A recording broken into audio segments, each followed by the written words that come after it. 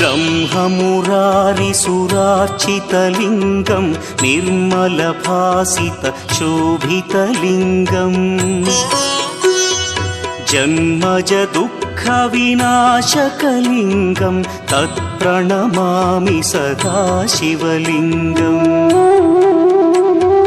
देवमुनिप्रवरार्चितलिङ्गं कामदहन करुणाकरलिङ्गम् रावणदर्पविनाशकलिङ्गं तत्प्रणमामि सदा शिवलिङ्गम्